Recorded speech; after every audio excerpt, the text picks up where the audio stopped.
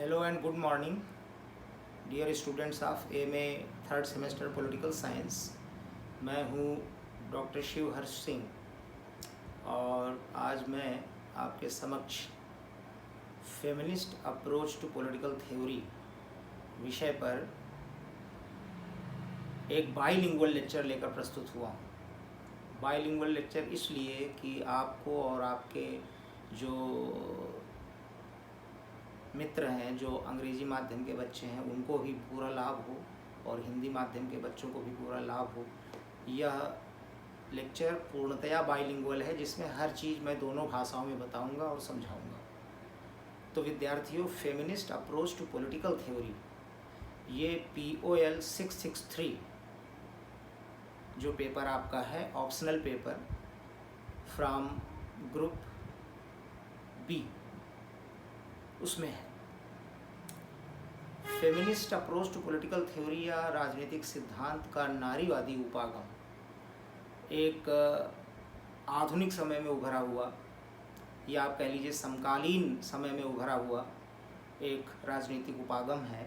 और I have already told you that it is new social movement.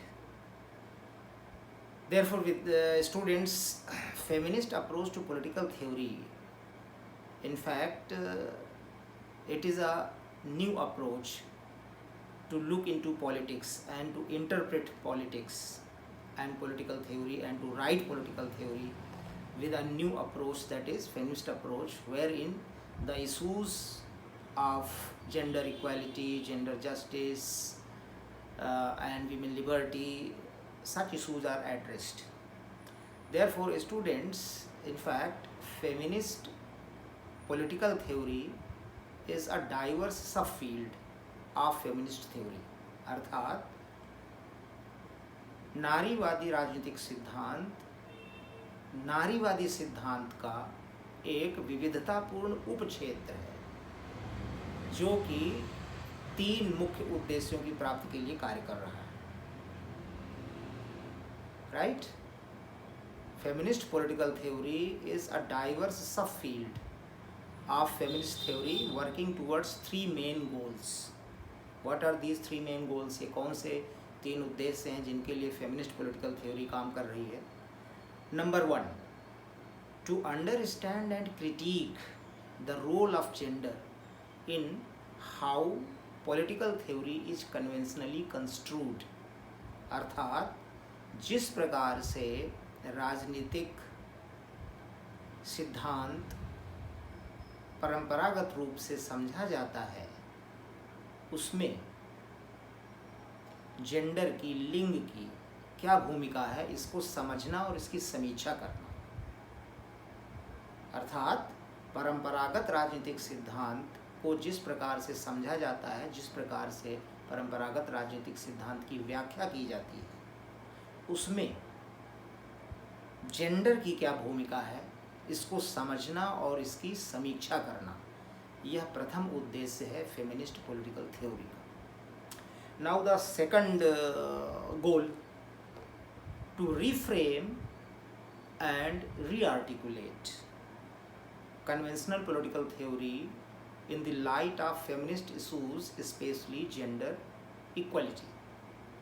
अर्थात जो दूसरा लक्ष्य जिसके लिए काम कर रही है फेमिनिस्ट पॉलिटिकल थ्योरी, वह यह है कि परंपरागत राजनीतिक सिद्धांत को नारीवादी मुद्दों और विशेष करके जेंडर इक्वलिटी, लैंगिक समानता के आलोक में पुनर्निर्माण करना और उसकी पुनर्व्याख्या करना। To reframe and rearticulate conventional political theory in light of feminist issues, especially gender equality। अर्थात नारीवादी मुद्दों के प्रकाश में और ख़ास करके लैंगिक समानता के प्रकाश में परंपरागत राजनीतिक सिद्धांत का पुनर्निर्माण करना, उसकी पुनर्रचना करना और उसकी पुनर्व्याख्या करना, यह है दूसरा गोल फेमिनिस्ट पॉलिटिकल थ्योरी का। And what is the third goal? Third goal of feminist political theory is to support political science, assuming and pursuing feminist issue of gender equality, अर्थात ऐसे राजनीति विज्ञान का समर्थन करना जो लैंगिक समानता को मान्यता देती है और लैंगिक समानता का अनुसरण करती है, अर्थात लैंगिक समानता को प्राप्त करने का प्रयास कर रही है। So students, these are three main goals towards which feminist political theory is working, and this is what you find in feminist political theory. जब आप feminist political theory का अनुशीलन करेंगे, इसको ठीक से पढ़ेंगे, इसका अध्ययन करेंगे, तो उभर करके यही 3 लक्ष्य आते हैं, यही 3 चीज़ें feminist political theory में मिलेंगी। Number 1, I can repeat it, especially for the students of English medium, to understand and critique the role of gender in how political theory is conventionally construed. किस प्रकार से या जिस प्रकार से परंपरागत राजनीतिक सिद्धांत को समझा जाता है, इसकी व्याख्या की जाती है, उसमें जेंडर या लिंग की भूमिका क्या है, इसको समझना और इसकी समीक्षा करना। The second goal towards which feminist political theory is working is to reframe and re-articulate conventional political theory in the light of feminist issues, especially gender equality, अर्थात नारीवादी मुद्दों के आलोक में, प्रकाश में, और ख़ास करके लैंगिक समानता के प्रकाश में परंपरागत राजनीतिक सिद्धांत का पुनर्निर्माण करना और इसकी पुनराभिव्यक्ति करना। The third goal of feminist political theory is to support political science, presuming and pursuing gender equality, अर्थात ऐसे राजनीतिक विज्ञान का समर्थन करना, ऐसे राजनीतिक विज्ञान का समर्थन करना जो लैंगिक समानता को मान्यता देता है और लैंगिक समानता का अनुसरण कर रहा है, इसको प्राप्त करने की दिशा में कार्य कर रहा है। Now let's go ahead. इसके बाद हम यह कह सकते हैं कि जो फेमिनिस्ट पॉलिटिकल थ्योरी के सारे रूप हैं, दैट इज़ टू से all the versions of feminist political theory involve demonstrating the ways in which politics, understood as power relations, is present in our daily lives, अर्थात नारीवादी राजनीतिक सिद्धांत के सारे रूप, उनके अंतर्गत हम क्या पाते हैं, नारीवादी राजनीतिक दर्शन या नारीवादी राजनीतिक सिद्धांत के सभी प्रकारों में यह प्रदर्शित करने का प्रयास किया गया है कि किस प्रकार से राजनीति अर्थात शक्ति संबंध हमारे रोज़मर्रा के जीवन में मौजूद है, विद्यमान है। जैसा कि परंपरागत राजनीतिक सिद्धांत में ये बताया गया है कि politics is a thing of public rail. परंपरागत राजनीतिक सिद्धांत के अंतर्गत यह बताया जाता है या माना जाता है कि राजनीति सार्वजनिक क्षेत्र की चीज़ है, but feminist say that private is also political. हमारे व्यक्तिगत जीवन के हर पहलू में राजनीति विद्यमान है, प्राइवेट इज आल्सो पॉलिटिकल। तो विद्यार्थियों, ये हम कह सकते हैं कि feminist political theory broadly is a type of political philosophy. Feminist political theory भी राजनीतिक दर्शन का एक प्रकार है। और अंत में एक बहुत महत्वपूर्ण चीज़ जो हम बता दें आपको, वॉटसन लोरी ने 2013 में प्रकाशित अपने एक आर्टिकल में, जिसका कि शीर्षक है फेमिनिस्ट पॉलिटिकल थ्योरी, उसमें लिखा है कि what distinguishes feminist political theory broadly from feminist politics or feminist theory in general is in examining the state and its role in reproducing